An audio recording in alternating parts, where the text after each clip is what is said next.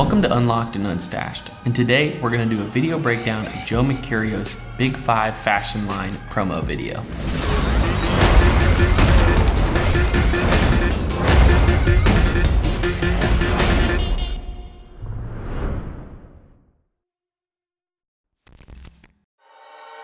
The Big 5 is my fashion line, of which has been inspired by the two perspectives I'm most interested.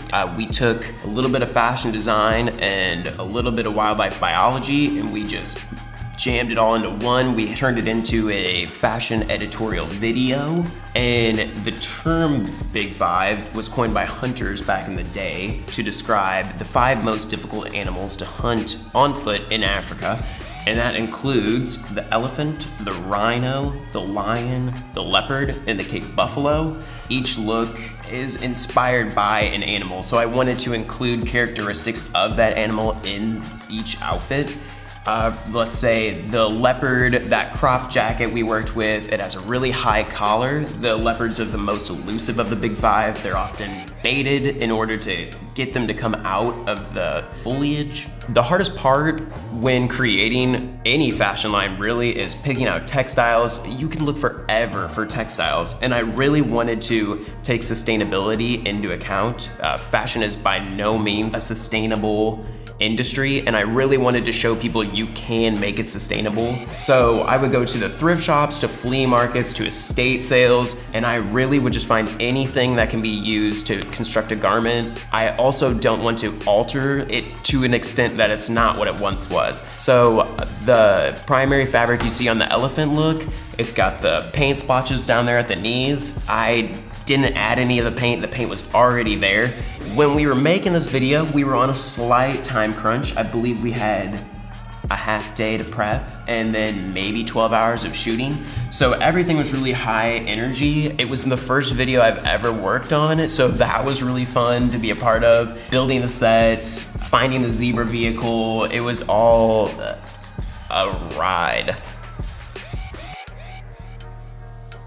Due to time constraints, we decided to run 2 cameras just to speed up the process on set. We were using the red Epic Dragon and the Scarlet W with the Zeiss CP2 lenses on them. We had a rough shot list going into it, but we wanted to make our camera movements more organic and just kind of go with the flow as we built the sets and kind of saw the space that we had to work with. About 80% of our shots were on our A camera, which was the Movi Pro with our red Epic Dragon with the 28mm Zeiss CP2 running 24 frames per second at 5K HD. We were using a 2 to 3 person team on the Movi because we needed to be going from handheld to the jib to the dolly and whatever felt right in the moment. Once we set up each set, we had about half an hour to actually get the shots that we needed for the film. The Movi really helped everything speed up on set because we could literally put it anywhere and get any type of shot with it. We were sending video with the Teradek Bolt 500 to our Small HD 1703, and that was just for a generic director monitor, just so the whole crew could kind of see what was going on. And then I tethered into that, and I was pulling focus with the Bush Pilot and using the PS4 controller to control gimbal pointing for all the shots.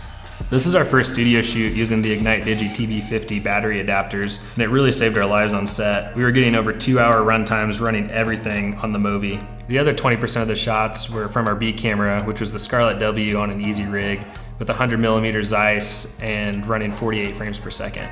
The main purpose of the B cam was to capture all the tight details like the fabrics and the smoke and faces, just really close and personal. So for this first lighting setup, this was probably the most simple lighting setup we had of the night, but we are calling it the laser cage. And what we did was we mounted a Lightgear Light Matte 2L RGBA full red inside of a 4x4 frame.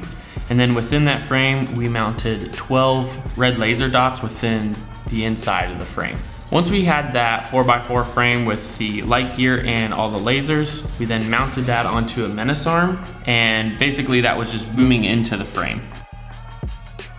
On the second lighting setup, we kind of had to adjust what we originally designed for the lighting scheme. So what we decided was to mount the 4x4 softbox using paracord, and then we mounted those to the I-beams in the warehouse. And once we filled this room full of haze, gave a really cool overhead light.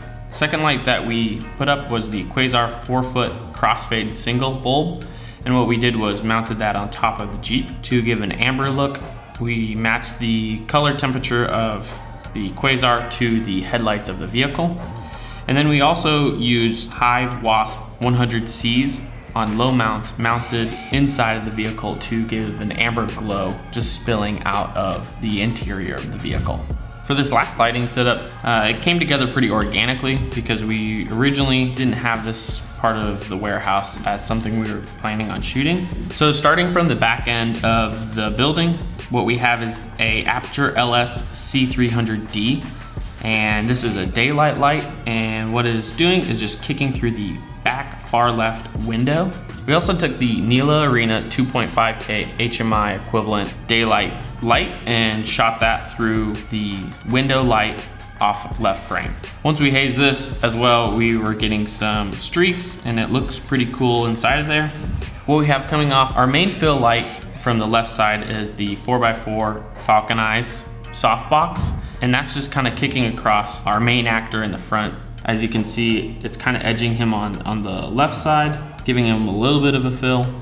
But this light was dimmed down pretty low because we didn't want it to overpower the room. And for visual aesthetics, we just took 4 Quasar 4-foot crossfades and put them in front of each of the pallets. Not only does it look kind of cool in frame, but it was also kind of underlighting most of our models. And right behind the pallets, we have 4 Hive Wasp 100Cs on full red. It's not doing a ton, but it did give a little bit of a red environment behind them, kind of backlighting them, but also filling in the area as well. So with this, we had 5 different setups. Most of them were interior, but we only had one night to execute all of them. Thanks for watching. Like and subscribe if any of this was helpful. If you do have any questions about how we went about shooting this or any of the lighting schemes, please drop a comment below.